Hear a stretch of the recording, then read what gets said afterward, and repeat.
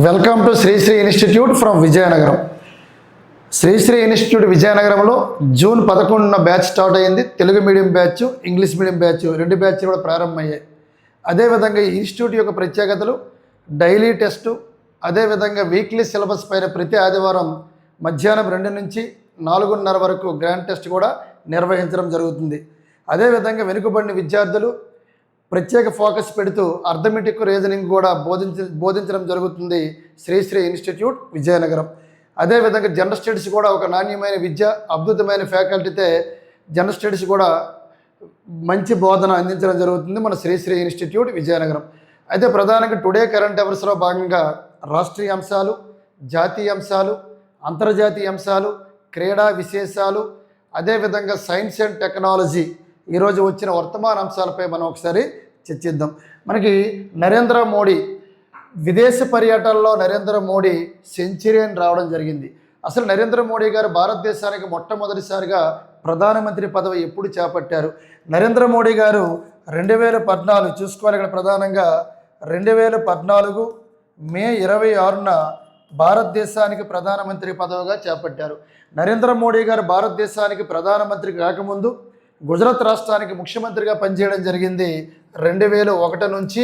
అదేవిధంగా 2014 వరకు గుజరాత్ ముఖ్యమంత్రిగా పనిచేసి తర్వాత నరేంద్ర మోడీ గారు గుజరాత్ రాష్ట్రంలో వడోదర, అదేవిధంగా ఉత్తరప్రదేశ్ రాష్ట్రంలో వారణాసి నుంచి 2 చోట్ల పోటీ చేసి 2 చోట్ల లోక్సభ సభ్యుడిగా గెలుపొందిన తర్వాత ఒక చోట సభ్యత్వాన్ని రద్దు చేసుకోవాలి కాబట్టి గుజరాత్ నుంచి రద్దు చేసుకొని నరేంద్ర మోడీ గారు లోక్సభ నుంచి ప్రధానమంత్రిగా, అంటే ఉత్తరప్రదేశ్లో వారణాసి నుంచి ప్రధానమంత్రిగా ఎన్నికవడం జరిగిందని మనం గమనించాలి. అదేవిధంగా నరేంద్ర మోడీ గారు 2014 నుంచి ప్రధానమంత్రిగా కొనసాగుతూనే ఉన్నారు. ప్రజెంట్ 3వ దఫా 2014 అనగానే మనకు గుర్తు రావాలి. ఇవి ప్రధానంగా ఎన్నో లోక్సభ సార్ అంటే ఇది 16వ లోక్సభ. తర్వాత 2019లోని 17వ లోక్సభ. ప్రజెంట్ రన్నింగ్లో ఉన్న లోక్సభ ఏదంటే 18వ లోక్సభ. 18వ లోక్సభ స్పీకరే ఓం బిర్లా అని మనం గుర్తుపెట్టుకోవాలి. మరి నరేంద్ర మోడీ గారు స్వతంత్ర భారతదేశంలో జన్మించిన తర్వాత, స్వతంత్రం అనంతరం జన్మించిన తర్వాత ప్రధానమంత్రి పదవి చేపట్టిన మొదటి వ్యక్తి ఎవరంటే నరేంద్ర మోడీని మనం గుర్తుపెట్టుకోవాలి. నరేంద్ర మోడీ గారు దత్తత తీసుకున్న గ్రామమే ఉత్తరప్రదేశ్ రాష్ట్రంలోని జయపూర్. మనం జైపూర్ అంటే మనం పింక్ సిటీ అంటే అది రాజస్థాన్లో ఉంది. ఇది జైపూర్ సార్, ఇది జయాపూర్, ఇది జైపూర్ అనేది ఉత్తరప్రదేశ్ రాష్ట్రంలో ఉంది. నరేంద్ర మోడీ గారు దత్తత తీసుకున్న గ్రామం ఏదంటే ఉత్తరప్రదేశ్ రాష్ట్రంలోని ఈ జైపూర్ అని గుర్తుపెట్టుకోవాలి. ఉత్తరప్రదేశ్ రాష్ట్రంలో వారణాసి నుంచి ఇది 3వసారి ప్రధానమంత్రిగా ఎన్నికవడం జరిగింది నరేంద్ర మోడీ గారు. ఇటీవల కాలంలో మోడీ రికార్డులు మనం తీసుకుంటే మోడీ 100వ సెంచరీ అని మనకి ఈరోజు పేపర్లో రావడం జరిగింది. అంటే విదేశీ పర్యటనలోని 100 దేశాలు పూర్తి చేసుకున్న వ్యక్తి ఎవరంటే నరేంద్ర మోడీ గారు. ప్రజెంట్ ఆయన G7 సమావేశం జరుగుతుంది. 52వ G7 సమావేశం జరుగుతుంది, గ్రూప్ ఆఫ్ 7 కంట్రీస్. మరి 52వ G7 సమావేశం ఫ్రాన్స్లో జరుగుతుంది. ప్రజెంట్ ఆయన ఫ్రాన్స్ పర్యటనలో ఉన్నారు. దీంతో కలుపుకుంటే నరేంద్ర మోడీ గారు రేపు 18వ తారీఖున ఇండియాకి రానున్నారు. దీంతో కలుపుకుంటే నరేంద్ర మోడీ గారు విదేశీ పర్యటన 100 దేశాలు పర్యటించిన వ్యక్తిగా మనం గమనించాలి. అంటే ప్రధానమంత్రిగా ఉన్నప్పుడు 100 దేశాలు పర్యటించారా, లేకపోతే ముఖ్యమంత్రిగా ఉన్నప్పటి నుంచి, అంటే 2001 నుంచి ముఖ్యమంత్రిగా ఉన్నారు కాబట్టి అప్పటి నుంచి ఎప్పటి వరకు 100 ఏళ్ళు పూర్తయిందా, అంటే 100 దేశాలు పూర్తయిందని ప్రశ్న అడుగుతాడు. సరే, ముఖ్యమంత్రి నుంచి మనం కలుపుకోవాలి. ఎందుకంటే ప్రధానమంత్రిగా మోదీ అధికారిక పర్యటన, మొట్టమొదటి అధికారిక పర్యటన ఏదంటే భూటాన్. ఎప్పుడైతే మొట్టమొదటి పర్యటన భూటాన్ 2014 మే 26న నరేంద్ర మోడీ గారు ప్రధానమంత్రి పదవి చేపట్టిన వెంటనే 2014 జూన్ 15 నుంచి 2014 నెక్స్ట్ జూన్ 16 వరకు మోడీ మొదటి విదేశీ పర్యటన ఏదంటే భూటాను. ప్రజెంట్ మరి నరేంద్ర మోడీ గారు ఫ్రాన్స్లోని G7 సమ్మిట్కి ముఖ్య అతిథిగా వెళ్ళడం జరిగింది, గుర్తుపెట్టుకోవాలి. ఎప్పటి వరకు కలుపుకుంటే 100 దేశాలు పర్యటించిన వ్యక్తి ఎవరంటే నరేంద్ర మోడీని మనం గమనించాలి. మరి అదే విధంగా తీసుకుంటే ఈ 12 సంవత్సరాలు నరేంద్ర మోడీ గారు ప్రధానమంత్రిగా ఎన్నికైన ఈ 12 సంవత్సరాల ప్రధానిగా దేశానికి సేవలు అందించి రికార్డు సృష్టించిన నరేంద్ర మోడీ గారు మరో రికార్డుని కూడా సొంతం చేసుకున్నారు. ఇటీవలి కాలంలో నరేంద్ర మోడీ గారు ఎక్కువ రోజులు పనిచేసిన ప్రధానమంత్రిగా రికార్డు బద్దలు కొట్టడం జరిగింది. అది నెహ్రూ రికార్డు బద్దలు కొట్టడం జరిగింది. ఎందుకంటే నెహ్రూ గారు 1952లోని ప్రధానమంత్రిగా ఎన్నికయ్యారు. అంటే 1942లో 47లో ఎన్నికయ్యారు. కానీ అది నామమాత్రం మాత్రమే తాత్కాలిక ప్రధానమంత్రిగా పరిగణించాలి. 1952లో సాధారణ ఎన్నికలు జరిగాయి కాబట్టి ఇక్కడి నుంచి మనం కౌంట్ చేసుకుంటే నెహ్రూ గారు 1964 వరకు ప్రధానమంత్రిగా చేశారు. మరి ఈ విధంగా మనం కౌంట్ చేసుకుంటే నెహ్రూ రికార్డుని బద్దలు కొట్టిన వ్యక్తి ఎవరు, నెహ్రూ రికార్డుని అధిగమించిన వ్యక్తి ఎవరంటే ఎక్కువ రోజులు పనిచేసిన ప్రధానమంత్రిగా ఎవరు చెప్పుకోవచ్చు? నరేంద్ర మోడీ గారు. ఇదంటే సార్ మనకి పరిచయం ప్రధానిగా నెహ్రూ రికార్డును బ్రేక్ చేసింది మోదీ. ఎందుకంటే 2014 మే 26న ప్రధానమంత్రి పదవి చేపట్టి అదేవిధంగా 2026 జూన్ నాటికి 4399 రోజులు పూర్తి చేసుకున్న ప్రధాని నరేంద్ర మోడీ గారు. అదే నెహ్రూ తీసుకుంటే 1952 మే 13 నుండి 1964 మే 27 వరకు నెహ్రూ గారు 4398 రోజులు ప్రధానమంత్రి పదవి చేపట్టారు. ఎందుకంటే సాధారణ ఎన్నికలు ఎప్పుడు జరిగాయంటే 1952 మొదటి సాధారణ ఎన్నికలు. అంటే ఎన్నికైన ప్రధానమంత్రిగా తీసుకోవాలి. 1947 నుంచి 1952 వరకు జవహర్లాల్ నెహ్రూ గారు తాత్కాలిక ప్రధానమంత్రిగా పనిచేశారు. ఇది పరిగణలో తీసుకోరు. ఎప్పుడైతే ప్రజలైతే ఎన్నుకున్నారో లోక్సభకు అప్పటి నుంచి పరిగణలో తీసుకుంటే ఆయన చేసిన రోజుల సంఖ్య 4398 రోజులు. దాన్ని అధిగమించారు నరేంద్ర మోడీ గారు. అంత నెహ్రూ రికార్డుని కూడా బ్రేక్ చేయడం జరిగింది. మూడవ ప్లేస్లో ఎవరంటే దేశానికి మొట్టమొదటి మహిళా ప్రధానమంత్రి శ్రీమతి ఇందిరాగాంధీ గారు. ఈవిడ 4077 రోజులు ప్రధానమంత్రిగా పనిచేయడం జరిగింది. మరి ప్రభుత్వ అధినేతగా అంటే గుజరాత్ రాష్ట్రానికి ముఖ్యమంత్రిగా 2001లో ఎన్నికయ్యారు. అప్పటి నుంచి ప్రజెంట్ ఇంతవరకు ఒక ప్రభుత్వ అధినేతగా అంటే ఒక సీఎంగా చేశారు, ఫస్ట్ అగైన్ పిఎంగా ఎన్నికయ్యారు. కాబట్టి గ్యాప్ లేదు. అప్పటి నుంచి ఇప్పటి వరకు ప్రభుత్వ అధినేతగా మోదీ రికార్డు బద్దలు కొట్టడం జరిగింది. ఎన్ని రోజులు పనిచేశారంటే మార్చి నాటికి 2026 మార్చి నాటికి 8930 రోజులు ఒక ప్రభుత్వ అధినేతగా ఎక్కువ రోజులు పనిచేసిన వ్యక్తి ఎవరంటే నరేంద్ర మోడీ. మరి ఎవరు రికార్డు బద్దలు కొట్టారంటే సిక్కిం ముఖ్యమంత్రి పవన్ కుమార్ చామ్లింగ్. ఇక్కడ ఎవరంటే పవన్ కుమార్ చామ్లింగ్. ఈయన రికార్డు బద్దలు కొట్టడం జరిగింది. ఎందుకంటే ఈయన ఎక్కువ కాలం పనిచేసిన ముఖ్యమంత్రి, ఒక ప్రభుత్వ అధినేతగా ఎక్కువ కాలం పనిచేసిన ముఖ్యమంత్రి ఎవరంటే పవన్ కుమార్ చామ్లింగ్. ఆ రికార్డుని బ్రేక్ చేసింది ఎవరంటే నరేంద్ర మోడీ గారిని మనం గుర్తుపెట్టుకోవాలి. ఈ రికార్డ్స్ అన్ని very very important sir. Recent ఇదే నెలలో మనకు వర్తమాన అంశాలుగా మనం పరిగణించాలి. మరి అదే విధంగా తీసుకుంటే ఇక్కడ నెహ్రూ గారు భారత ప్రధాన హోదాలో మోదీ ఇప్పటికి 78 దేశాలు సందర్శించారు. 2014లోని 49 సార్లు విదేశీ పర్యటన చేశారు. అదేవిధంగా రెండవ దఫా నెక్స్ట్ ఎలక్షన్ 2019లో జరిగాయి కాబట్టి అప్పుడు 27 దేశాలు విదేశీ పర్యటన చేశారు. ప్రజెంట్ 3వసారి ప్రధానమంత్రికి ఎన్నికయ్యారు నరేంద్ర మోడీ గారు. ఇప్పుడు 24వ పర్యటన పూర్తవుతుంది. ప్రజెంట్ 24వ పర్యటన పూర్తవుతుంది. ఇవన్నీ కలుపుకుంటే 78 దేశాలు ఇంతవరకు నరేంద్ర మోడీ గారు తిరిగారు. మరి రిమైనింగ్ తీసుకుంటే రిమైనింగ్ అనేది ముఖ్యమంత్రిగా ఉన్నప్పుడు ఆయన పర్యటించారు. కాబట్టి ఏదేమైనా సరే నరేంద్ర మోడీ గారు ఇంతవరకు విదేశీ పర్యటన సెంచరీకి చేరుకోవడం జరిగిందని మనం గుర్తుపెట్టుకోవాలి. ఎందుకంటే ప్రజెంట్ అతను G7 సమ్మిట్లో ఉన్నారు, ముఖ్య అతిథిగా వెళ్ళడం జరిగిందని గుర్తుపెట్టుకోవాలి.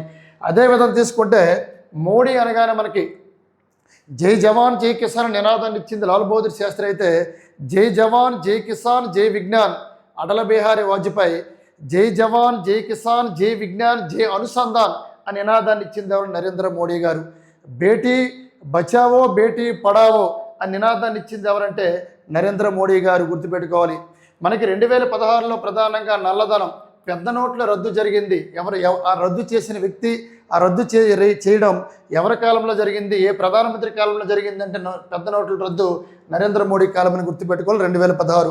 ఇదే 2016లోని పాకిస్తాన్లో ప్రధానంగా పాక్ ఆక్రమిత కాశ్మీర్ ఏదైతే ఉందో అక్కడ ఉగ్రవాద స్థావరాలను ధ్వంసం చేయడం జరిగింది. సర్జికల్ స్ట్రైక్ అనే పద్ధతిని ఉపయోగించారు. ఆ సర్జికల్ స్ట్రైక్ ద్వారా పాకిస్తాన్ ఆక్రమించే ప్రదేశంలో ఉన్న ఎవరైతే శత్రువులు ఉన్నారో ఆ ఏరియాను మొత్తం ధ్వంసం చేయడం జరిగింది.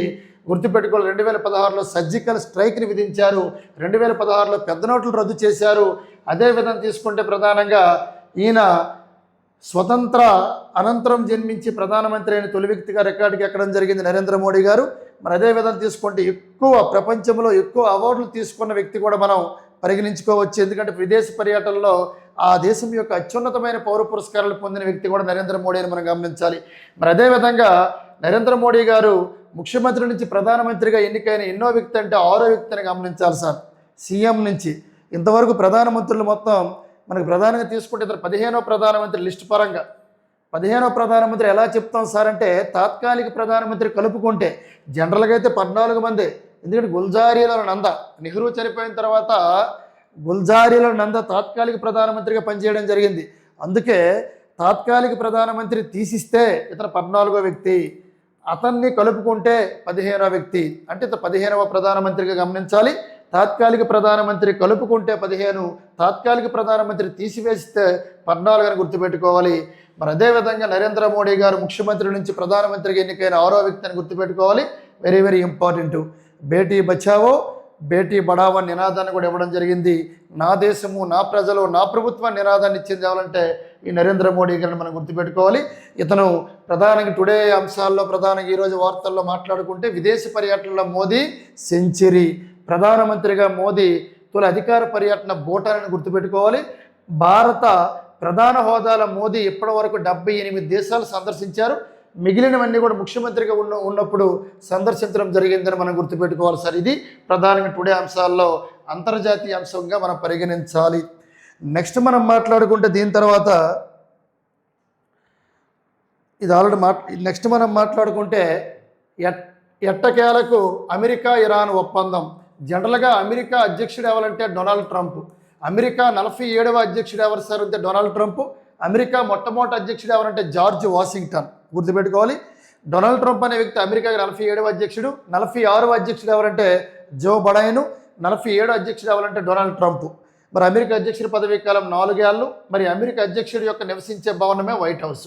మరి ఇటువంటి అమెరికా అధ్యక్షుడు ప్రజెంట్ ఇరాన్, అమెరికా ఇరాన్ మధ్య యుద్ధం జరుగుతుంది. కారణం అక్కడ మధ్యలో ఉన్న హార్మోజ్ అని ఒక జలసంధి ఉంది.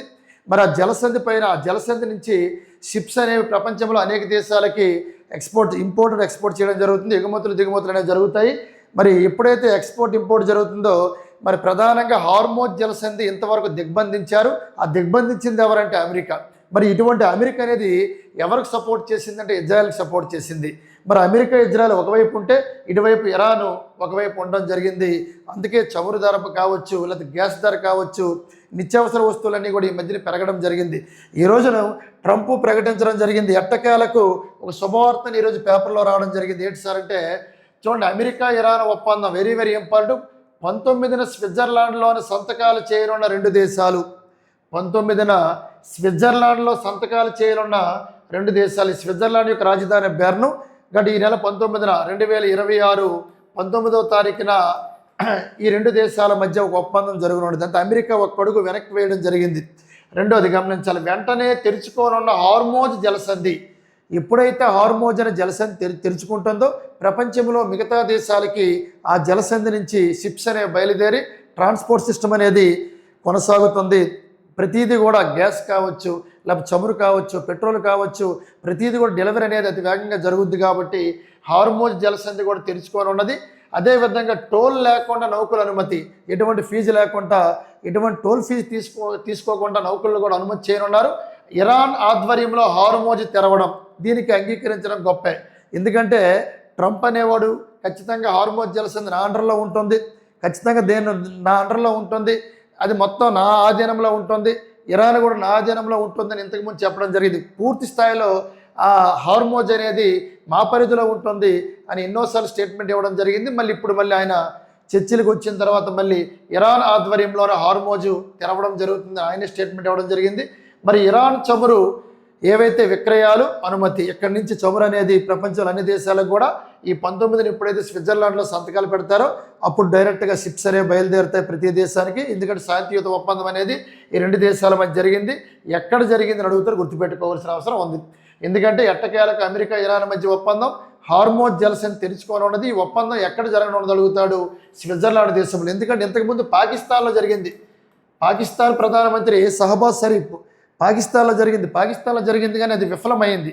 ఇప్పుడు సక్సెస్ఫుల్గా ఎవరైతే ఉన్నారో ఈ అమెరికా అధ్యక్షుడు ట్రంప్, ఎవరైతే ఉన్నారో మరి ఇరాన్కి చెందిన ఈ ముజ్దబ్ ఖమేని, ఎవరి సార్ ఇతను ఆల్రెడీ అలీ ఖమేని చనిపోయాడు. అలీ ఖమేని ప్లేస్లో వచ్చిన వ్యక్తే ఈ ముజ్దబ్ ఖమేని అని మనం గుర్తుపెట్టుకోవాల్సిన అవసరం ఉంది. ఇక్కడ కొన్ని స్టేట్మెంట్లో కొన్ని అంశాలు రాశాడు సార్.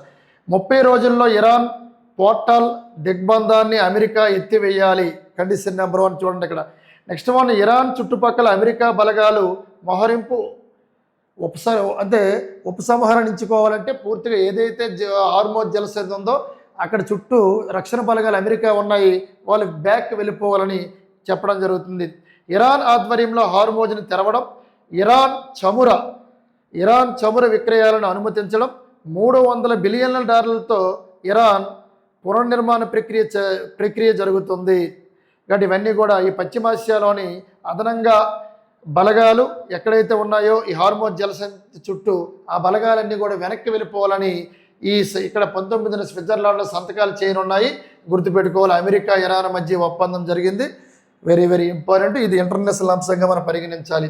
మరి యోగాంధ్ర రాష్ట్ర స్థాయి వేడుకలు వేదిక మార్పు. ఎందుకంటే ప్రజెంట్ వాతావరణం నైరుతి ఋతుపవనాల కాలం కాబట్టి, జూన్ నెల కాబట్టి, ఈ నైరుతి ఋతుపవనాల ఎఫెక్ట్ వల్ల వర్షాలు అనేవి ఎక్కువ కురుస్తున్నాయి కాబట్టి యాక్చువల్గా యోగాంధ్ర అనే కార్యక్రమం అనేది కృష్ణా బ్యారేజీపై నిర్వహించాలని, ఒక 25,000 మందితో యోగా కార్యక్రమాన్ని చేయాలని రాష్ట్ర విద్యా ఐటీ శాఖ మంత్రి వర్యులు లోకేష్ గారు, అదేవిధంగా ముఖ్యమంత్రి చంద్రబాబు నాయుడు గారు ప్రకటించడం జరిగింది. ప్రజెంట్ ఇది ఎన్నో యోగా సార్ అంటే 12వ యోగా. గుర్తుపెట్టుకోండి, 12వ యోగా యొక్క థీమ్ అడుగుతాడు సార్. ఎందుకంటే లాస్ట్ టైం ఆర్ఆర్బి గ్రూప్ డిలో 2025 11th యోగా థీమ్ అడిగాడు. 1 ఎర్త్ 1 ఫ్యామిలీ, వన్ ఎర్త్. అదేవిధంగా తీసుకుంటే 1 ఎర్త్, ఒకే భూమి ఒకే ఆరోగ్యం. అది లాస్ట్ యోగా చూసుకోవాలి. ఇక్కడ ఒకే భూమి ఒకే ఆరోగ్యం అనేది లాస్ట్ యోగా యొక్క థీము 2025. గుర్తుపెట్టుకోవాలి, 1 ఎర్త్ 1 హెల్త్, 1 ఎర్త్ 1 హెల్త్. ఇది 11th yoga theme. Present 12th యోగాను 2026 జూన్ 21న దేశం మొత్తం నిర్వహించనున్నారు. అసలు యోగా అనే కార్యక్రమం ప్రపంచంలో అన్ని దేశాలకి వెలుగులో తీసుకొచ్చింది నరేంద్ర మోడీ గారు. ఎందుకంటే ఐక్యరాజ్య సమితిలో ప్రధానమంత్రి అయ్యాక ఈ తీర్మానాన్ని ప్రవేశపెట్టడం జరిగింది. అప్పటి నుంచి 2015 నుంచి యోగా అనే కార్యక్రమాన్ని నిర్వహిస్తున్నారు. 2015 నుంచి 2025లో జరిగింది 11వ యోగా. దాని యొక్క స్లోగన్ ఏంటి సార్? దాని యొక్క థీమ్ ఏదంటే 1 ఎర్త్ 1 హెల్త్. 12వ యోగా థీమ్ అడుగుతాడు. Very very important. వృద్ధాప్యం అంటే ఆరోగ్యకరమైన వృద్ధాప్యం కోసమే yoga. Very very important sir. ఆరోగ్యకరమైన వృద్ధాప్యం. ఈ ఆరోగ్యకరమైన వృద్ధాప్యం కోసం యోగా. వృద్ధాప్యం కోసం యోగా ఇది ప్రధానంగా ఇంపార్టెంట్ సార్.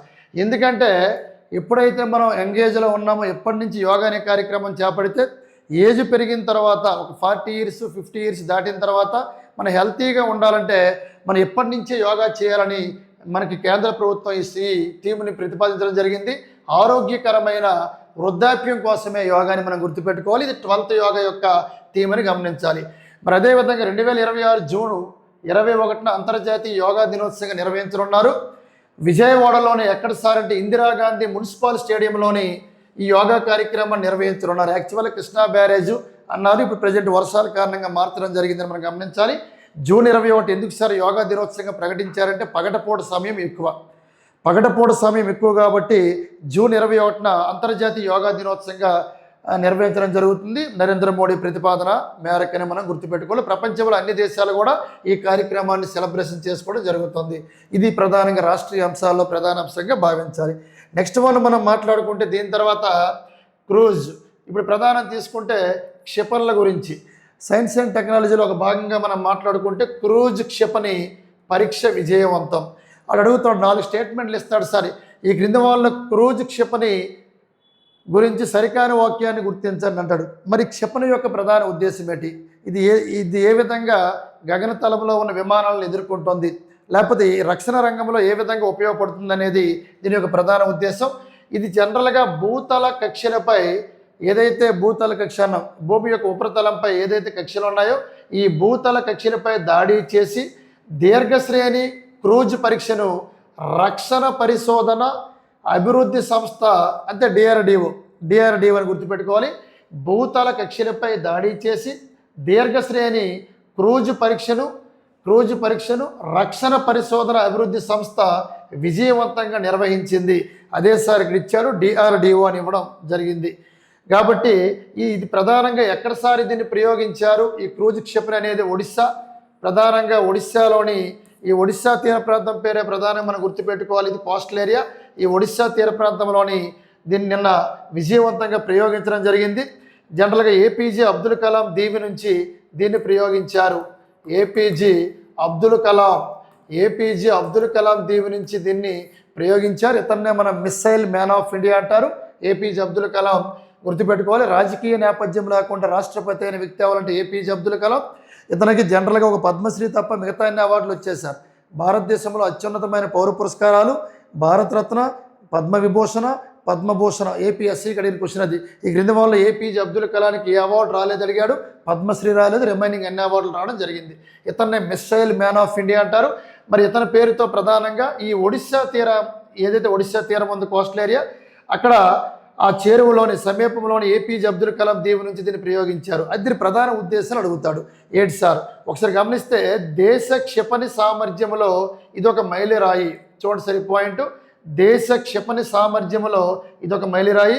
ప్రయోగానికి సంబంధించిన అన్ని లక్ష్యాలను నెరవేరడానికి రక్షణ శాఖ ఒక ప్రకటనలో తెలిపింది. అయితే ప్రధానంగా మనకి ఈ క్షిపణి యొక్క ప్రధాన ఉద్దేశం ఏంటి సరే, తక్కువ ఎత్తులో ప్రయాణిస్తుంది. ఏది? ఈ క్రూజ్ అనేది తక్కువ ఎత్తులోని ప్రయాణిస్తుంది. అదేవిధంగా ఏవైతే శత్రు భూభాగాలు ఉన్నాయో, పాకిస్తాన్ కానీ చైనా కానీ బోర్డర్లోని ఈ శత్రు భూభాగాల్లోని చాలా దూరంలో ఉన్న కీలక లక్ష్యాలను దాడి చేసి వాటిని నాశనం చేయగలదు. అంటే ఏదైతే పాకిస్తాన్ బోర్డర్ కావచ్చు, ఆఫ్ఘనిస్తాన్ కావచ్చు, చైనా కావచ్చు, ఇటువైపు భూటాన్ కావచ్చు, భారతదేశం అరౌండ్ కంట్రీస్ ఏవైతే ఉన్నాయో శత్రు భూభాగాలు, తక్కువ ఎత్తులోనే ఇది ఎగరగలదు. తక్కువ ఎత్తులు ఎగిరి చుట్టుపక్కల దేశాలపైన దాడులు చేయగలదని మనం గమనించాలి. అదే సార్ క్రూజ్ అనే క్షిపణి.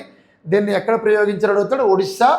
ఒడిస్సాలో ఎక్కడ సార్ అంటే ఒడిస్సా తీర ప్రాంతంలోని APJ అబ్దుల్ కలాం దీవి నుంచి దీన్ని ప్రయోగించడం జరిగిందని మనం గమనించాలి. దీని తక్కువ ఎత్తు ఎగురుతుంది. శత్రు దేశాలను చుట్టుపక్కల ఉన్న ఏవైతే క్షిపణులు ఉంటాయో, ర్యాకెట్లు ఉంటాయో వాటిని అంచనా వేస్తూ నాశనం చేయగలదు. మనం గుర్తుపెట్టుకోవాలి. ఇది సైన్స్ అండ్ టెక్నాలజీలో భాగం సార్. నెక్స్ట్ మనం గుర్తుపెట్టుకుంటే ఎవరెవరు సార్? రాష్ట్రేతర ప్రాంతాలలో ఓటర్లు అన్నాడు. ఒకసారి ఇక్కడ ఒక బిట్టు మనం గమనించాలి. రాష్ట్ర ప్రధాన ఎన్నికల అధికారిగా వివేక్ యాదవ్. అసలు రాష్ట్ర ప్రధాన ఎన్నికల అధికారి వివేక్ యాదవ్ అయితే ప్రజెంట్ ఆంధ్రప్రదేశ్ రాష్ట్ర ఎలక్షన్ కమిషనర్ ఎవరు? ప్రజెంట్ ఆంధ్రప్రదేశ్ రాష్ట్ర ఎలక్షన్ కమిషనరు అనిల్ చంద్ర పునేటే. మొన్నే వచ్చారు సార్. అనిల్ చంద్ర పునేటే గుర్తుపెట్టుకోవాలి. అనిల్ చంద్ర పునేటే మొన్నే రావడం జరిగింది, రీసెంట్లీ అపాయింటెడ్. మరి సెంట్రల్లో ఎలక్షన్ కమిషనర్ ఎవరున్నారు? మరి ఇతను ఎవరు? ఒకసారి గమనిస్తే ఒకసారి చూడండి సార్. రాష్ట్ర ప్రధాన ఎన్నికల అధికారి వివేక్ యాదవ్ అన్నాడు.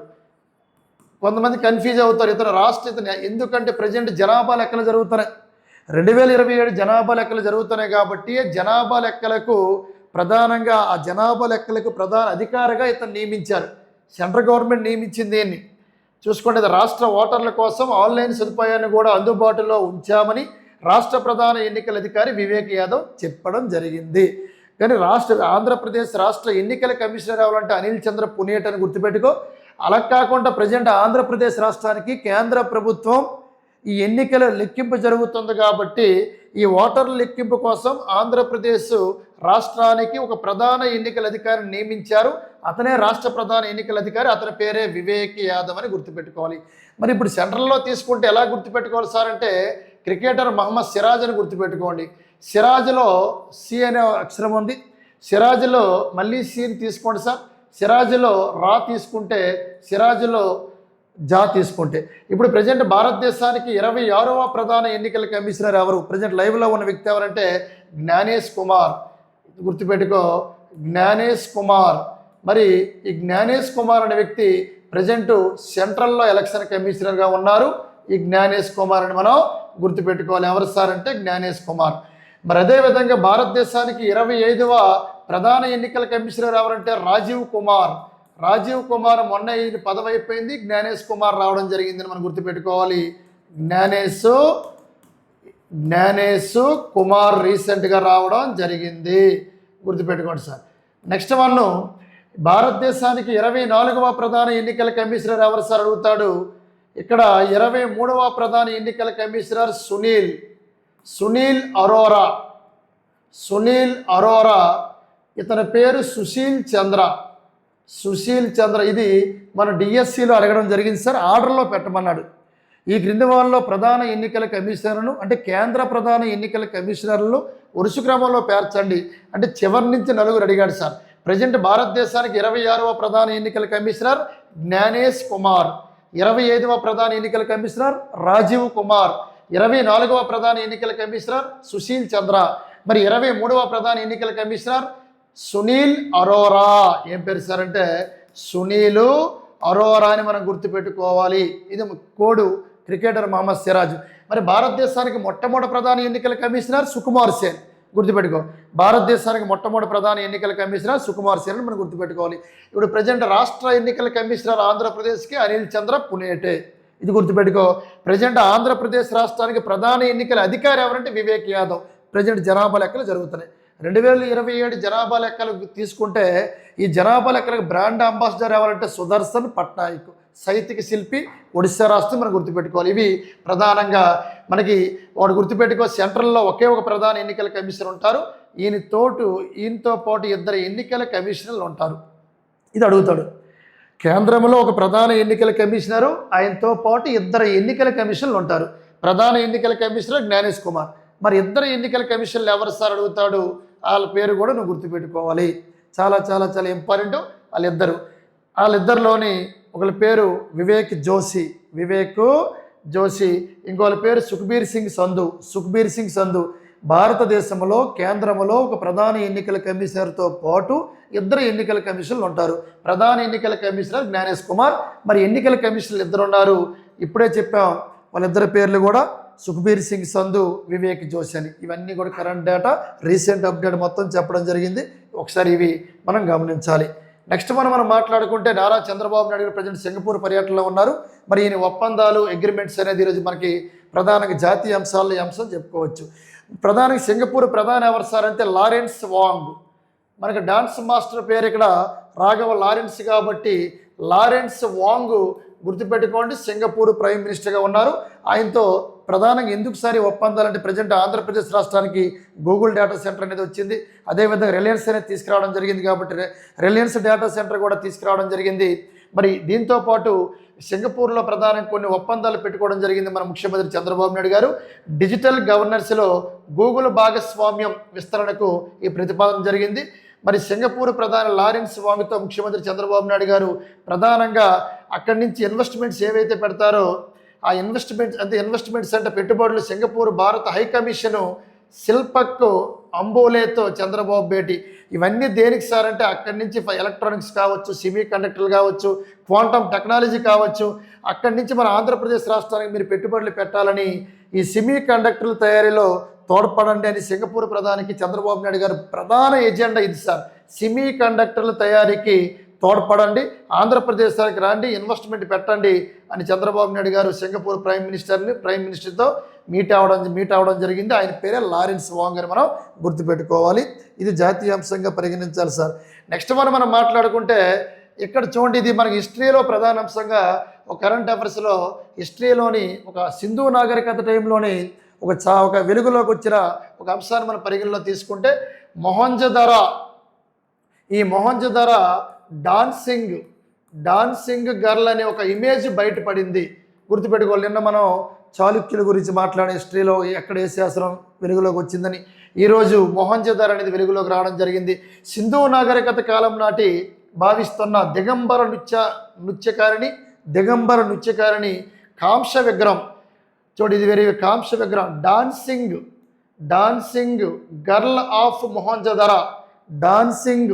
గర్ల్ ఆఫ్ మొహంజదారోగా ప్రపంచ ప్రసిద్ధిగాంచిన దాదాపు 4500 సంవత్సరాలు పూర్వమే భారత ఉపఖండంలోని లోహశాస్త్ర నైపుణ్యము, కళాత్మక అభివ్యక్తీకరణ, ఇటువంటి నృత్య సంగీతం వంటి కళ ఇటువంటి విగ్రహం అనేది మన బయటపడిందని మనకి ఈరోజు పేపర్లో రావడం జరిగింది సార్. ఇది ప్రధానంగా 9వ తరగతి పుస్తకంలో ఈ విగ్రహ భుజాల నుంచి నడుము కింద భాగం వరకు ఈ రూపురేఖలు కనిపించకుండా మాస్క్ చేశారు. ఆల్రెడీ 9th క్లాస్లో మనకి హిస్టరీలో పాఠం ఉంది సార్. ప్రజెంట్ ఈ 4500 సంవత్సరాల కిందట ఈ ఈ చిత్రం అనేది వెలుగులోకి వచ్చింది. మరి ఇది సింధు నాగరికత కాలం నాటిదని మనం భావించాలి. ది మోస్ట్ మైకేల్ డానీతో వ్యాఖ్యానించారు. ఇది 9th క్లాస్ 9వ తరగతి పాఠ్య పుస్తకం. ఒకసారి మనం హిస్టరీ పాఠం మనం తీసుకుంటే దాని కంప్లీట్ యొక్క డేటా ఉంటుందని మనకి ఇక్కడ చెప్పడం జరిగింది. ఇది డిఎస్సిలో భాగం. హిస్టరీలో వెరీ వెరీ ఇంపార్టెంట్ గమనించాలి. ఈ చిత్రం ఎప్పుడు బయలుపడింది, ఎన్ని సంవత్సరాల కింద బయలుపడింది, ప్రధానంగా ఎక్కడ బయలుపడింది అనేది ఇక్కడ మనకి ఈరోజు పేపర్లో ప్రధానంగా ఇవ్వడం జరిగింది. ఇక్కడ మనకి 75 రూపాయల నిధులు పార్టీ అన్నాడు. చూడండి, చాలా తక్కువ. అసలు పూర్తిగా ఆ పార్టీకే నిధులే లేవు. 75 రూపీస్ అంట. 75 రూపాయల నిధులు ఉన్న పార్టీ లోక్సభలో 6వ స్థానానికి ఎన్నికయింది. గమనించాలి. అంటే వాళ్ళిద్దరూ భార్యాభర్తలు ఇద్దరు కూడా మనకి కనిపిస్తున్నారు. ఇమేజ్లో ఉన్న భార్యాభర్తలు వీళ్ళిద్దరు కూడా ఈ పార్టీని స్థాపించారు. ఆ పార్టీ పేరే చూడండి sir, nationalist citizens party of India. గుర్తుపెట్టుకో, పార్టీ పేరే nationalist citizens party of India. Party of India. ఈ పార్టీని వీళ్ళు స్థాపించారు. వీళ్ళకి ₹1 లేదు. ₹1 లేకుండా పార్టీని స్థాపించారు. ఈ పార్టీ యొక్క ఆదాయం కూడా జస్ట్ ₹75 మాత్రమే. ఒక 20 కాంగ్రెస్ పార్టీ నుంచి 20 మంది తిరుగుబాటు ఎంపీలు దీనిలో విలీనం కావాలని నిర్ణయించుకోవడం దీనికి కారణం. కాబట్టి ఇది ప్రధానంగా తక్కువ డబ్బులతో ఏర్పడిన పార్టీ. దీని నిధులు అనేవి లేవని ఈరోజు మన పేపర్లో రావడం జరిగిందని మనం గుర్తుపెట్టుకోవాలి. లోక్సభ స్పీకర్ ఎవరంటే ప్రజెంట్ ఓం బిర్లాను గమనించాలి. ప్రస్తుతం 4వ స్థానంలో ఉన్న తృణమూల్ కాంగ్రెస్ పార్టీ 9వ స్థానంలోకి వెళ్ళిపోయింది. ఈ ఫోటోలో ఉన్న భార్యాభర్తల పేర్లు చూడండి సార్ ఒకసారి. ఉట్టేయ కుందే, సేవ్లి కుందు. స్వరాష్ట్రం పశ్చిమ బెంగాల్. ప్రధానంగా వీళ్ళిద్దరు భార్యాభర్తలు కూడా ఈ పార్టీని స్థాపించారు. ఒకప్పుడు తృణమూల్ కాంగ్రెస్లో ఉన్న పార్టీ ఈరోజు వీళ్ళు విడిపోవడం జరిగిందని మనం గమనించాలి. ఇది ప్రధానంగా ₹75 నిధులు ఉన్న పార్టీ లోక్సభలో 6వ స్థానంలో ఉంది. ఆ పార్టీ పేరు నేషనలిస్ట్ సిటిజన్స్ పార్టీ ఆఫ్ ఇండియాగా మనం గమనించాలి. ఇది ప్రధానంగా ఈరోజు కరెంట్ అఫైర్స్లో వర్తమాన అంశాల ప్రధాన అంశాలుగా మనం భావించవచ్చు. Thank you.